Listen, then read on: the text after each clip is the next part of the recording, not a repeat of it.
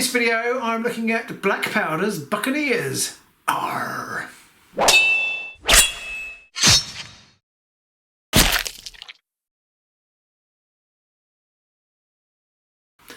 Hello AOS fans, Robin here. I haven't done one of these videos in quite some time. Hasn't been many releases over Christmas, been super busy. But as you're probably aware, Harrowdeep new box set, 2 new sets of Harrowdeep are coming out. Not a new whole blue box set, but a whole new warband and a new set of cards. So we're going to do a couple of videos on looking at those cards. I'm starting with this video, which is Blackpowder's Buccaneers. I have to say I was very uninterested in this warband when it was announced. I'm not a big fan of the large monster with a few minion type warbands, but having looked at the cards and stuff, I'm a little bit more excited. Having played a couple of Rivals games with Pete, I'm a little bit more excited about the game than I was when they first announced it. I'm quite enjoying the Rivals format, and I think they've clearly built the Rivals format in this iteration with both the Illusory Might deck and the Buccaneers. I think I haven't played them yet. Pete and I are playing tomorrow. But they look balanced and interesting. So let's have a quick look at those. A quick note firstly on the assembly.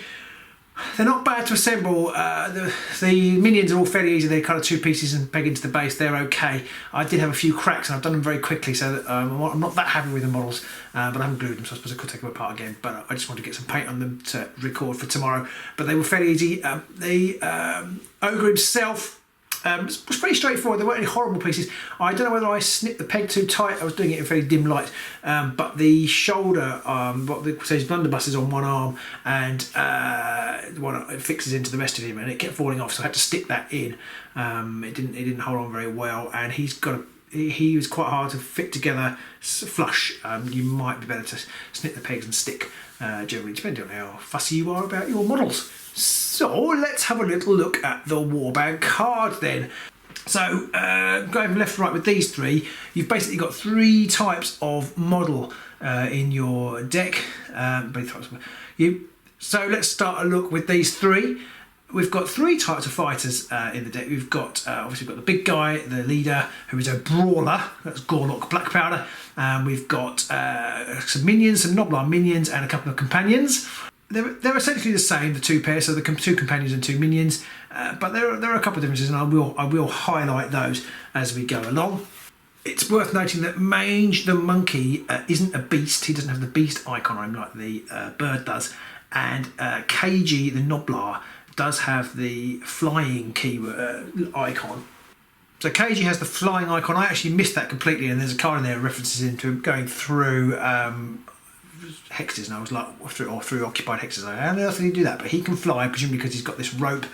It's a slightly odd one. That I in some ways I could see where they've gone to icons. I feel like maybe words would have been better, but I guess there's a language issue, the translation issue there maybe. I don't know. But anyway, KG can fly and the bird can fly. Obviously their destruction, you can tell from the icon below, the warband thing is very similar, but they're a destruction warband. And let's have a look at the cards themselves. So Blackpowder then, he doesn't move very fast. He's only got 1 shield, he's got 6 wounds, and he's got this monstrous attack, which is range 3 sword, 2 damage attack, which is a monstrous attack for a range 3 attack with his grunderbus. And he's got a pretty good melee attack as well, 2 hammers, 3 damage. Everybody would like that of those. And it's range 2. Note has no range 1 attacks, which is potentially interesting. You're looking at trying to use that grunderbus as much as you can, but you are restricted because it does have this ammo keyword on it, with ammo ability they call it, which is not really an ability, it's almost like a disability. You've got to have some ammo. If you don't have it, you can't fire it. So you basically, in order to fire it, you have to you cannot make this attack action unless you first discard 1 swag counter. At the start of the game, gain 1 swag counter. So you can't fire it if you haven't got any swag counters. You do start with 1, so you are going to get 1 shot, and then you inspire when you discard your second or subsequent swag counters. And you'll notice there's no way of getting swag counters if you're Gorlock on his own. So how do you get swag counters? Well, we'll have a look at the Noblars next. They have the light-fingered ability, that they all have this, the companions have it too, which is a reaction after this fighter's successful attack action that targets an adjacent fighter. Pick one of the target's upgrades and break that card. When you break that card, gain 1 swag counter. So swag counters, I think, are going to be quite hard to come by, because you do have to destroy an upgrade in order to gain one. There's no make an attack action and still get it. They have to have an upgrade. Your opponent has to have an upgrade. And who's to say whether your opponent will play upgrades? Maybe if they're playing, maybe it's a legitimate tactic if you're playing against the Gorlock's Buccaneers that you don't play any upgrades. I'm not sure. I haven't really thought about it through, but it's interesting. If you play no upgrades, it really breaks things down for you as a warband. They're not particularly strong. They both move 3. They've got 1 dodge and only 2 wounds, so they're fairly easy to kill, and their attacks are pretty crappy too.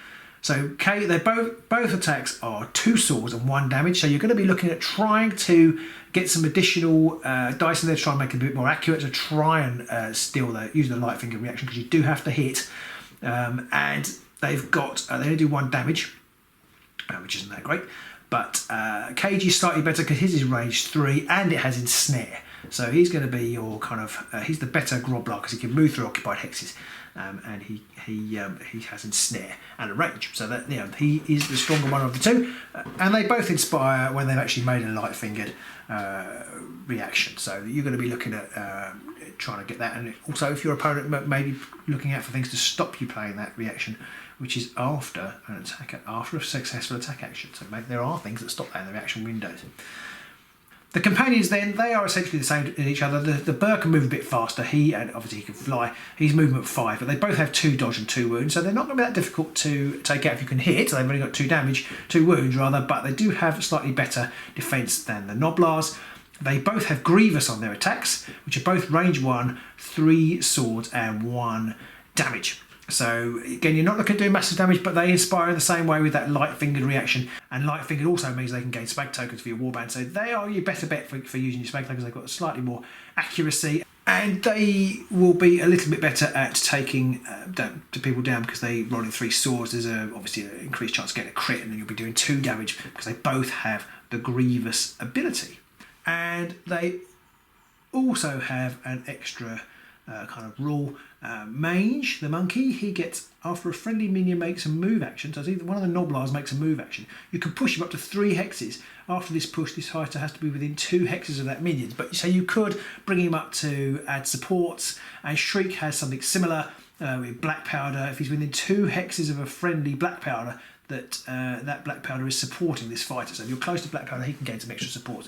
There's a couple of handy extra moves and pushes to utilise support and just generally give your warband a bit of extra mobility. Let's look at the inspired side of the cards. So old Blackpowder, he gains an extra movement. He doesn't gain any defence, which is potentially interesting. He's stayed on 6 wounds. He goes up to a staggering 4 swords, 2 damage on his range 3 attack, and his giant great cutlass stays the same as 2 hammers, 3 damage. He still can't make attack actions unless you discard 1 or 2 swag counters. If you do discard 2 on the Grundlebush, you gain ensnare. That could be massive against certain warbands, but I feel like you maybe want to take more shots. I suppose it depends on, it's going to be situational how often you do that and how often you can get those swag tokens together. I'm not sure you will necessarily be wasting one, but then if he's about to die, you're going to fire it off if it's going to be useful, aren't you? So that's it for Blackpowder. And then the Noblars, well, they do gain a little bit from Inspire. They move up to range for movement 4. They get 2 dodge. 2 dodge is very useful, especially if you can get some supporting characters or get them in Gloom Hexes. It increases things no end. They go up to 3 swords and 1 damage.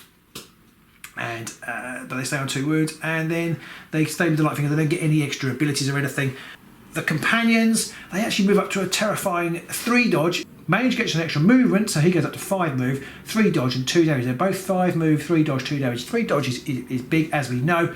Their attacks change a little bit, so they stay at 3 swords, 1 damage, but Mange gains ensnare.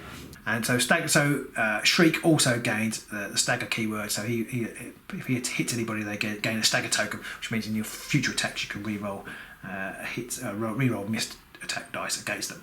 And on the Inspire side, their movement shenanigans don't change, so you still have the ability to push up to 3 hexes with a minion, and or you count as supporting if you're close to Blackpowder.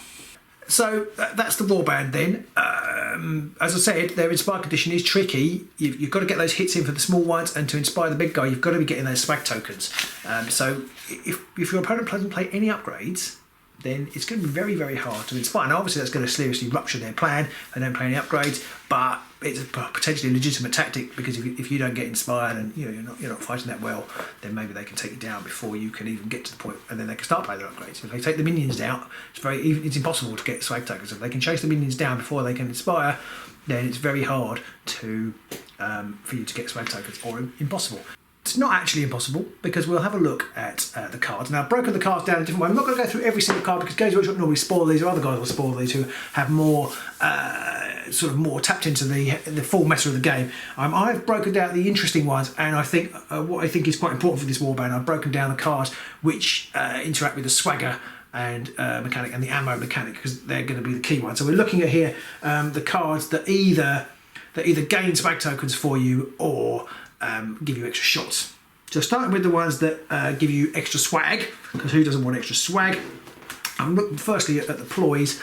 So let's have a little look at some ploys then, which might help you gain some swag tokens. So done that, there is a card been there in amongst the done that as well as the done that, but done that reaction, play this after an adjacent fighter's failed attack action that targeted your leader, gain 1 swag token. So this is good, this is great, this is an extra use of your Grundabus if somebody's missed an attack against you. Obviously it does rely on their missing, but it's a pretty good card. Grand Theft, I think this is a must-have if you're playing this deck, if you're not playing Rivals. The first range 1 attack action made by a friendly fighter and the next activation, as in Snare, gain 1 swag counter after resolving that attack action. But this card will help you inspire Blackpowder and use that Grundabus one more time, and all you have to do is make an attack action, which you're probably going to be trying to do anyway, and it doesn't even matter if it hits. You basically, after resolving the attack action, you gain that swag token. It snares an extra bonus, because that might be useful against certain warbands, but I think that's a good card.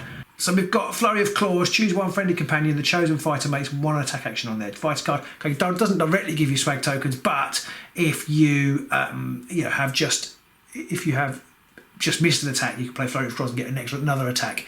Maybe draw an upgrade, or if you're really lucky, you could hit twice and destroy 2 upgrades. That's a pretty good card, again, for helping you gain those swag tokens indirectly. And then similarly, Reckless Ray gives +1 dice to fighters' range 1 attack actions as well. Apart from old KG, they've all got range 1 attack actions, your minions and companions. So they will lose 1 defense. So it's not so good for the companions, because they start on 2 dodge, but for the Noblars who are on 1 dodge before they're inspired, it's neither here nor there, and it persists till the end of the round. So you're basically going to get +1 dice.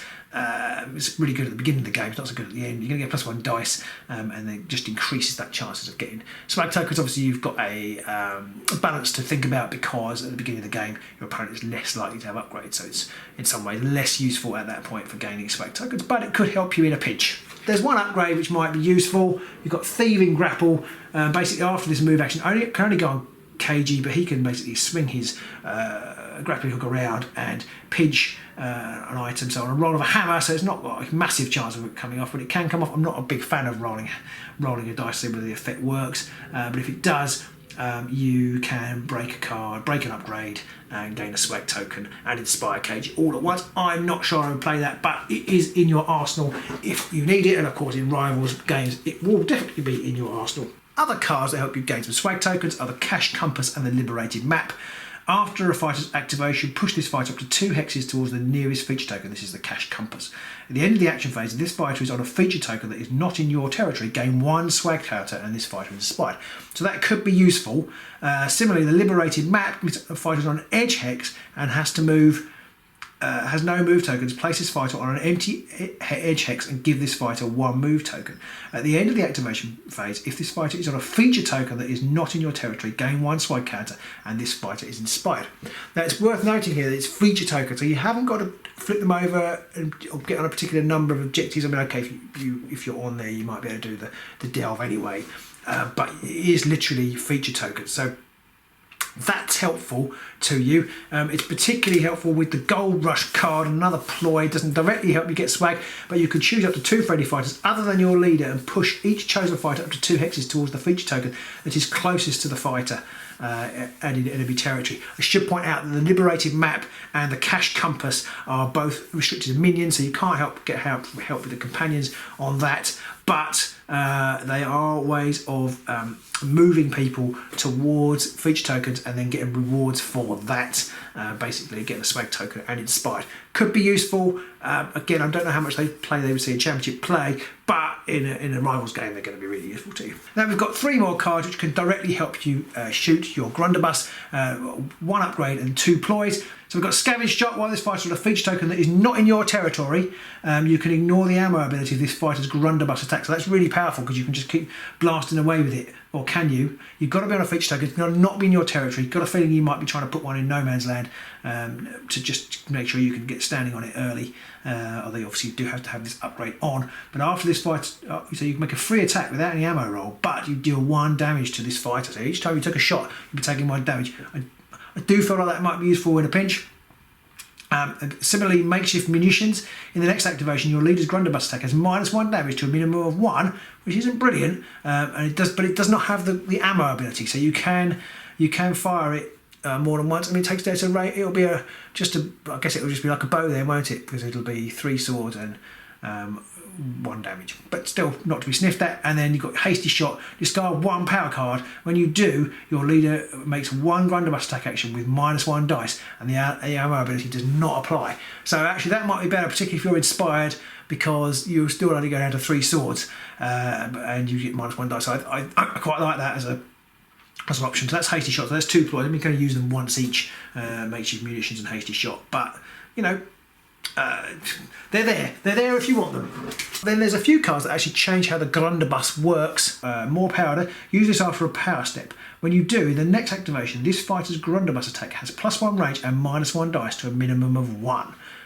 I don't know how often you'll need that. I'm not really sure, but it's there if you want it. You've got more shot reaction. Use this after this fighter's Grundabus attack action. When you do the following twice. Scatter 1 from the target hex and then deal 1 damage to any fighter in the end hex that has not already been dealt damage by the reaction of this step. So basically it's like a grape shot. There's a chance, particularly if your fighters are swarming around Blackpowder, there's a chance you can decimate them with some grape shot. And then pointy bits. If this fighter's a minion, this fighter's range 1 attack actions have Grievous.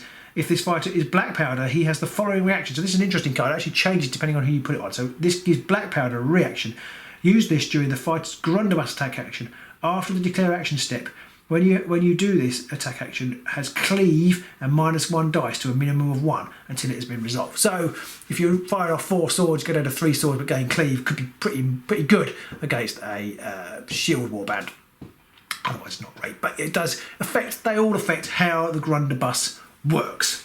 A couple of other cards of note. You've got Snack Break, which is just brilliant. Choose 1 fighter adjacent to your friendly fighter adjacent to your leader, and he's taken out of action. You heal 2 your leader. So basically, old Blackpowder eats one of the companions or one of the minions, which I quite like. And then this card, Legendary Looter, I don't think is very good at all.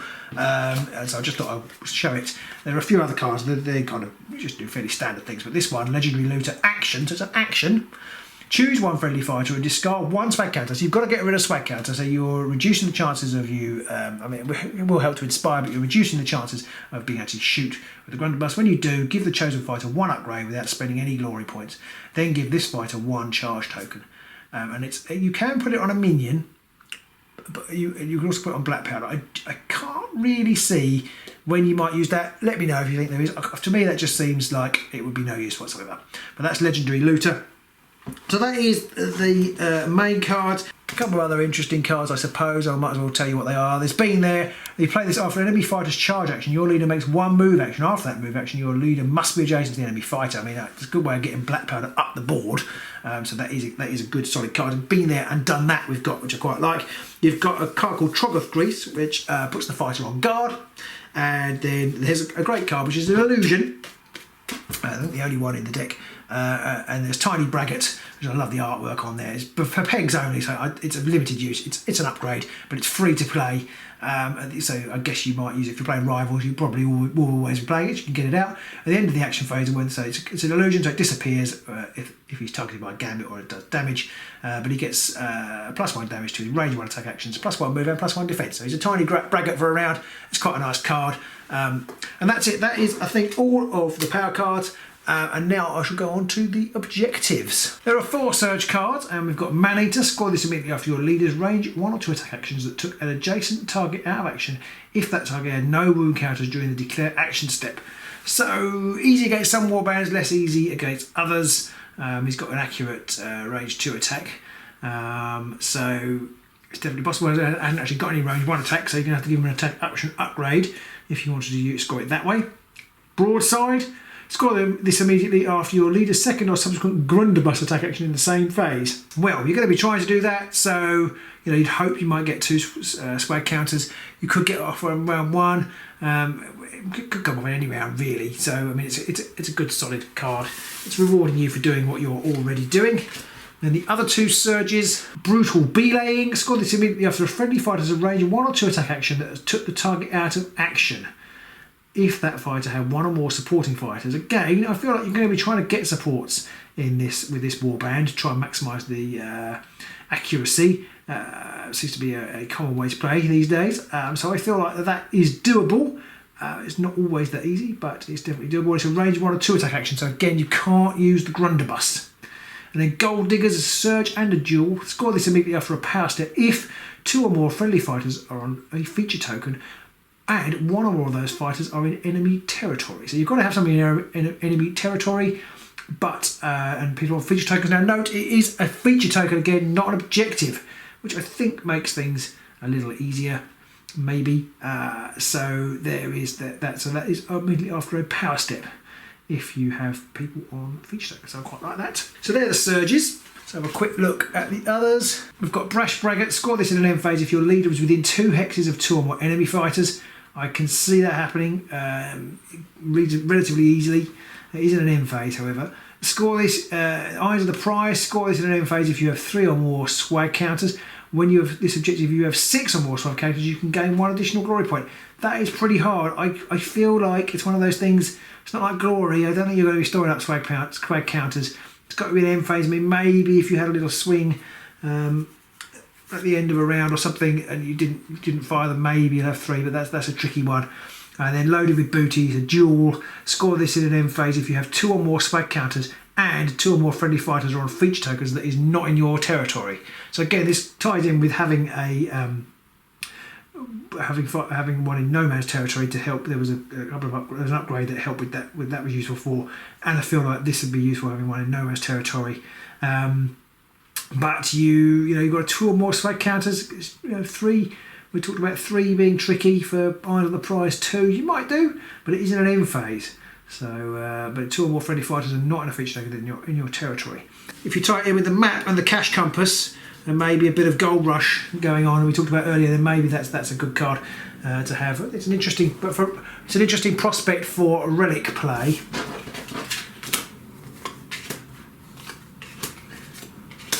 Tall Tale. Score this in an end phase if 1 or more enemy fighters with a wound characteristic of 5 or more is out of action. There are some warband matchups where you just won't be able to score this, and it's going to be tough. And then there's 1 or more surviving friendly fighters each, or they each have 3 or more upgrades. So that's 3 upgrades is quite common. Again, and that's not the easiest card to score. I mean, people often put on extra wounds to go up to 5 damage, 5 wounds. So maybe that's scoreable. But it is situational. Smash and Grab. Score this in the end phase if 1 or more of your opponent's upgrade card was broken in the previous phase, or 1 or more enemy fighters who have 2 or more upgrades are out of action. I feel like that's definitely scoreable. It's a hybrid, which is quite nice, and you've got a couple of options, and you're obviously going to be trying to break upgrade cards, so I feel like that's scoreable. Aspiring Tyrant. Score this in an end phase if your leader is on a feature token in enemy territory. So here I can't have one in no man's land here to score that, or 1 or more enemy leaders are out of action. Again, I feel like that is something you'll be on your way to doing, so there's definitely potential to score that one. And then the last 2 We've got Treasure Hungry. Score this in an end phase if 2 or more friendly fighters are on feature tokens. Again, it's feature tokens only. They don't have to be out of your territory to score this one. So I feel like that's obviously more scoreable than some of the others. I think it's less glory. And we've got Bold Tail. Score this in an end phase if 3 or more friendly fighters are on feature tokens that are not in your territory. So it's more feature tokens, but 3 not in your territory. That's a bit more of a tall order. It is worth 2, or if 3 or more enemy fighters are out of action. So I mean, it's quite interesting why it rewards kind of positional play and also some aggro play. I actually quite like that objective. It's not that easy to score. It's worth 2. Bold Tail is an interesting card. Note there are no 3rd end phase cards in this deck. So there you go. That are the Blackpowder Buccaneers.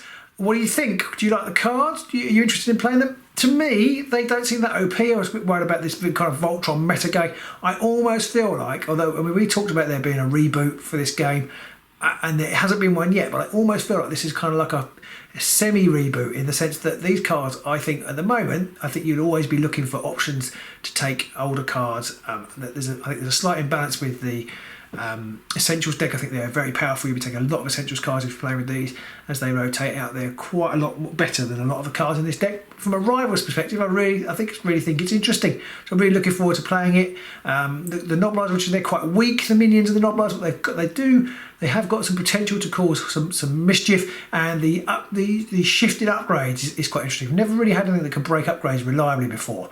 And it could totally shift the dynamic of the game if people are not playing upgrades to avoid your inspiration or just to avoid generally playing into what you want to do. So it's a real shake-up for the game, which I quite like. So let us know what you think. Are you going to get these guys? Are you going to give them a pass? Will you play them Rivals? Will you play them Championship? Let us know. We've got a couple of Rivals games coming up, so look out for those. And we'll see you soon on the Ages of Sigmar.